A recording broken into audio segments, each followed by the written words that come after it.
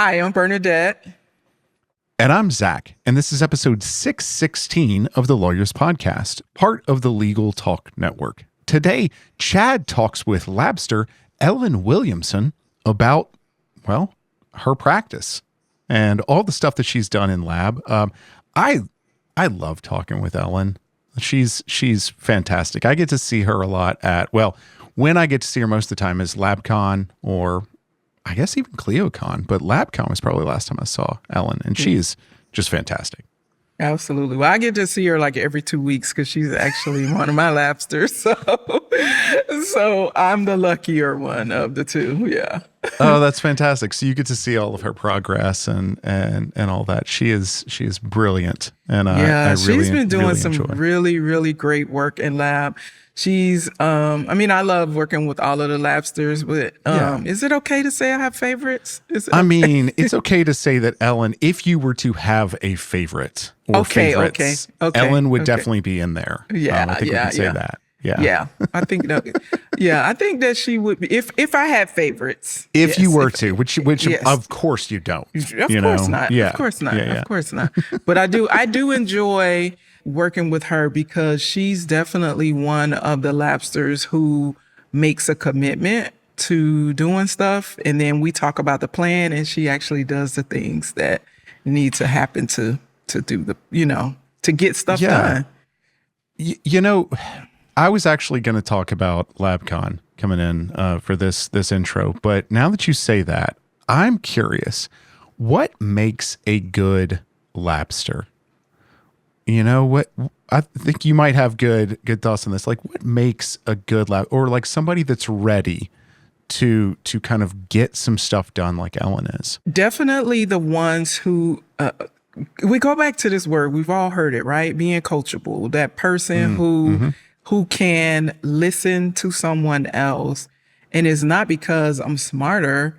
I just have a different viewpoint. And so because I'm able to see their business from a different level, a different angle, I can come in with a set of viewpoints. So someone who can listen, right, and do the stuff. Someone who is truly committed, meaning like they schedule their appointments, they show up for their appointments, they do the work, the in-between work, in between the sessions. I think those are the things that make someone a good Labster. How much time do you think that takes kind of per week? Or does that vary? It definitely varies. It varies, and it just depends on what they want to accomplish. I've had Labsters come in I have a Labster who's like, hey, I'm trying to do this and I'm trying to do it fast. And we're talking about all the things that he wants to accomplish. And so because he's trying to do a lot of things, for him, it's a little bit greater. He's probably spending about 5 to 6 hours a week building his business. Someone else who may not be trying to do things as fastly or as quickly as him, maybe about 3 hours a week. It really, one of the things that I do though, Zach, I ask, how much time do you have to commit to this? And based on what they tell me, then when we're setting goals and priorities for the quarter, then we can look at, is it realistic to say that you're going to be able to accomplish these things in a quarter, given that you only have 2 hours a week? Okay. I like that. So just like any attorney answering any question, it depends. It depends. Say, you're an attorney, I'm an accountant. We speak the same language. Yep. It depends on a lot of factors. Yeah. Well, let's take a look at one of our current Labsters stories and case study as Chad talks with Ellen. Coming up.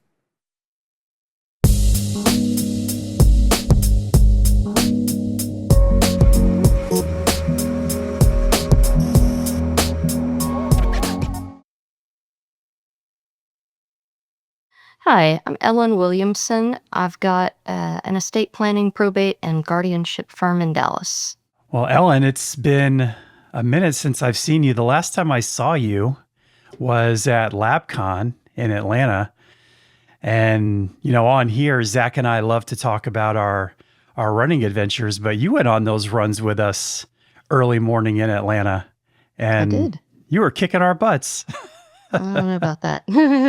Well, you clearly bring that same energy to your law firm. And I was speaking with Bernadette, who is your coach here in Lab, and she was telling me that your theme for 2026 is to not be the bottleneck. And I think that's something that probably most of the law firms and attorneys listening to this episode can relate to. So what's that been like for you? What does that mean to you to not be the bottleneck in the business? Well, and I'll say when I started my firm, I was it. I was a true solo. Mm-hmm. And so, as you evolve from that, you're always taking things off your plate and giving them to other people. And at first it's kind of easy stuff. Okay, well, I can give someone else answering the phone. That's not a hard thing to give away. I was happy to give that away. I hate accounting with every fiber of my being, so outsourcing bookkeeping felt easy. But when you get to the, giving away substantive work, that part's harder because for any given task, I really might be the most qualified person to do it. I can do it faster than anybody else, and that's always going to be true. That's just a cap on, the firm can't grow any bigger than what I can do. Yeah. And so being able to say, no, even if I'm the most qualified to do all the legal work, that doesn't mean I'm the right person to do it. And, part of the reason for me and probably for a lot of lawyers, it's so tempting to hide out in the legal work is that's what we're trained for, and we're really good at it. I've spent 21 years doing that. I can write an application really well. And when I do, I can look at it, know immediately, yes, that's correct. I'm going to be able to send it to the client right away, file it, and it has a tangible financial value because here's how much it's worth and I'm going to get paid for it next month. And if I spend an hour, reworking my flat fee billing, or thinking through how to manage a team member. Well, that's not what I learned how to do in law school. Mm-hmm. It feels kind of amorphous. It's not this nice discrete task I can check off a list. And the time I spend on it today might ultimately end up being worth more than that billable hour of time, but it might not pay off for a month or 6 months or, So moving into the work that feels more uncomfortable, and building the time to do that by delegating out the things that other people in my team are perfectly qualified to do. Yeah. No, that's well said. So when you think about those things, about the things you've delegated and your theme for 2026, what is something that you've held on to longer than you should have? And what finally forced you to let it go?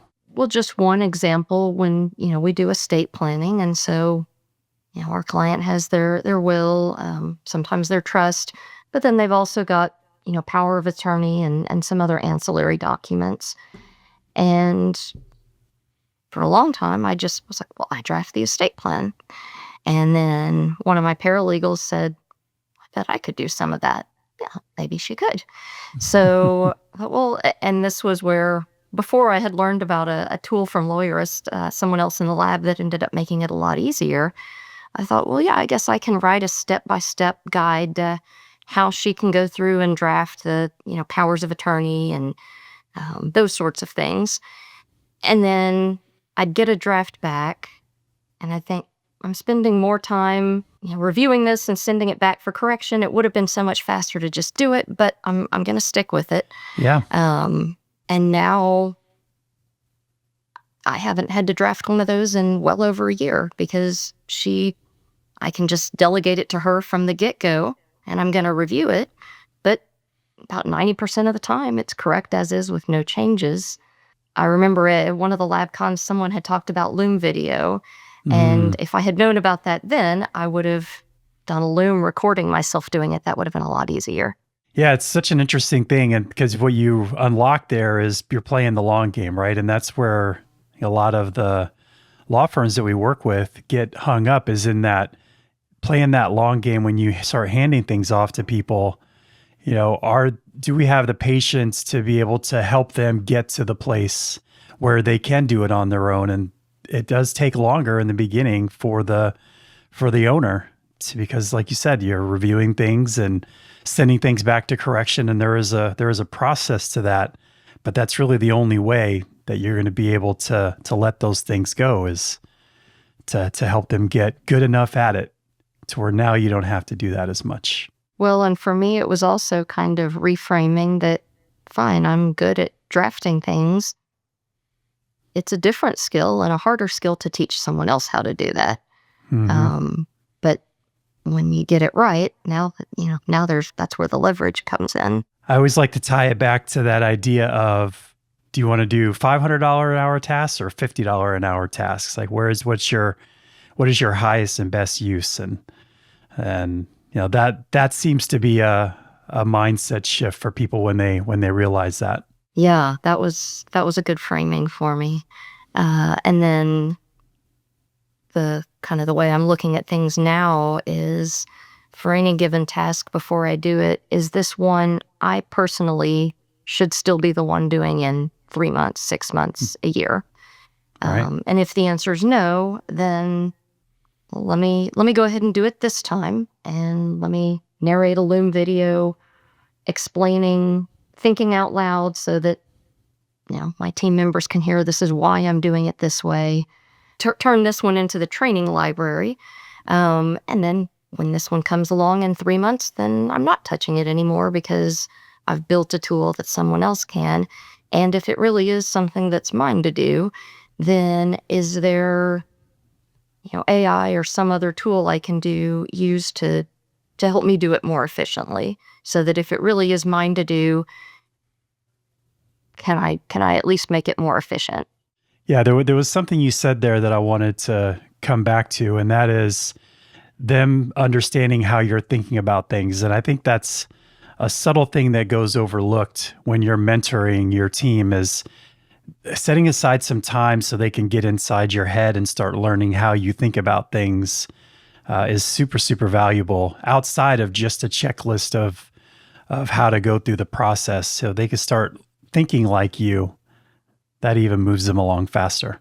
Yeah, well, and we're a fully virtual team. I've got, one of my team members is in a different state, another one is in a different country. So getting everybody in the same physical space is, that's not going to happen.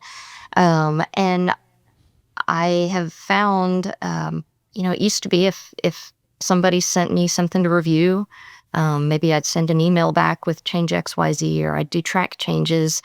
But I'm finding it's faster for me to narrate that video, walking them through it. It's easier. And when I'll send something up, oh, hearing you say it that way, now I get it. And I'm learning that, having them hear me think out loud, instead of when we write things down, I've already thought it through. I've already done all the messy middle, and I'm just giving you the conclusion, which is fine in a narrow way if I'm just trying to give you a task. But if I'm trying to ultimately delegate out the judgment behind the task, right, you've got to hear how I get there. And that's proven to be a good way to do it. And I've got one of my team members is a delegate on my inbox, and I realized if I can just record a video narrating my inbox and just, here's what you need to do on this one, here's what we do on this one. I was doing that for a few weeks, and then I found I don't even actually really have to do that very much anymore, because now she sees the email, and without me saying anything, she knows what I would have done with it, and she's already dealt with it the right way. Yeah. Yep. Yeah, it's the old teach a man to fish versus giving him a fish. Right, you've taught your team how to do the fishing versus just giving them the fish in form of a checklist that they just go down. You give them both. Yeah. Well, and then I can, ultimately my goal is to not just be the one in the middle holding the mental load, assigning out the tasks, but you have the mental load. You're the one driving the case forward, and I'm supervising, and there may be things I pull and say I need to do, but what I'd love to get to on some of these is you're running this, you're assigning tasks to me for things that I need to do, but you're the one keeping up with what's happening and telling me what needs to be done instead of the other way around. Yeah. So what is, if you're thinking about you being able to remove your involvement in some of the day-to-day and really truly become the CEO of your firm, what's been a system, a hire, or a process that you've implemented that's made a big impact there? Even just a kind of a subtle thing, building in explicit office hours time, where, because especially since we're virtual, I don't want someone to think, I need to go spend longer on this because I don't know if Ellen's busy doing something. I just say, here's hours every week that I'll find something to do if nobody needs me, but my metaphorical door is open. Answering your questions is my job right now. That's been one thing that's been helpful. I love that. And I think, in the firms that I work with, I hear that as a common theme is I spend so much time answering questions and putting out fires. And there's so much brain bandwidth that happens in those switches when you're trying to focus on getting something done. And then somebody's coming to you for a question, and then you're trying to go back to the thing. And then somebody else comes to you for a question. It's really hard to be productive. So I love that, having those office hours where, hey, this is the time that you can come in and let's work through some of this stuff. All the other times, leave me be. Well, or reach out and say, hey, can I grab you for something? But here is, the door is open. Don't knock, just come in. Yeah, I love it. So what's been what's changed for you since you started implementing some of these things, both in how the firm runs and in your life as the owner of the business? I'm seeing, and one of the things that had, I guess, kind of helped accelerate this was us shifting toward flat fee billing too. So we're aligned with our clients on wanting to get things done as quickly and efficiently as we can. But for me as the owner, it also makes it clearer that the more of this I can empower other people on the team to do at least as well as I could, and maybe better on some of the things, then the better that is for the firm. But I think what I'm seeing is it's really nice to see people. I know Lawyerist has the grab the marker. You want people to volunteer for things, and I've got paralegals saying, "Hey, I want to learn how to do this. Can I try doing this?" Yes, yes, yes, all of that. So I like getting to help other people go further into their jobs. It's more enjoyable for me. I'm sure more enjoyable for them, and it's better for our clients. We can help more people and do it better. But also, one of my thoughts is I want to be able to, and I think I'd said this when I first started Lawyerist, I want to be able to go on vacation and not spend the whole time checking my email and know that everything is fine. And it's nice to get to be able to do that. Yeah, no, I love that. Yeah, and I know you work with Bernadette, and what's it been like having that kind of thought partner, accountability partner with you in lab, as you've been working through some of these things? How's that helped? Working with the coach is always great. And I know if Bernadette gives me homework, I'm like, oh, I better do it. And so otherwise, it's super easy to put off those business owner tasks because, again, it's always easy you can always find a client file that has something that needs to be done. And so this puts a little bit more of a time frame of, oh, well, I'm going to see her Tuesday. And I told her I was going to work on my task list, so I guess I better do that. But I'm also finding, too, that I learn a lot from the other labsters. And, someone else has had the same issue, whatever issue somebody brings, someone else has had it, and has a good idea. And so it's nice to have just that whole kind of accountability group, I would say. Yeah, the community is great. It's such a good group of people that we have in our lab community. And so as you're transitioning into this, becoming more of the CEO of your business, what are some things that you would love to do? I'm kind of going off cuff here, but what are some things you want to be able to do more of in your life? I've got a 15-year-old and a 13-year-old, so I'm very mindful that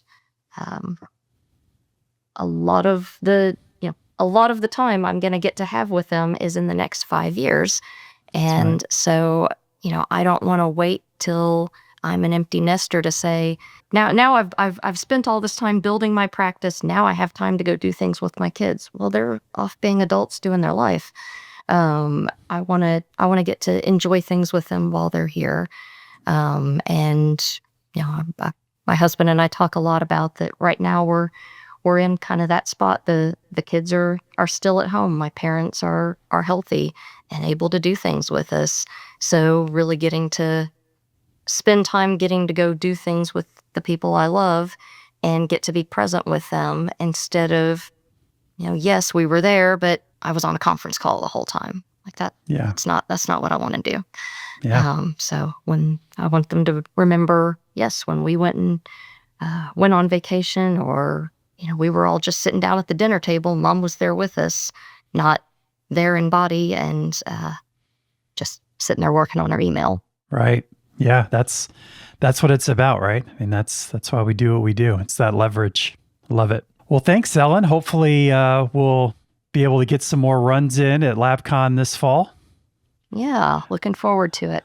The early morning will surprise me again. I'll learn nothing from last time, but yes, it'll be fun. So we're having it at the same place, it looks like. So we'll be running those hilly streets again. Yeah, Atlanta is surprisingly hilly. Yeah, it was fun. All right. Well, I will see you soon. Sounds good. Take care.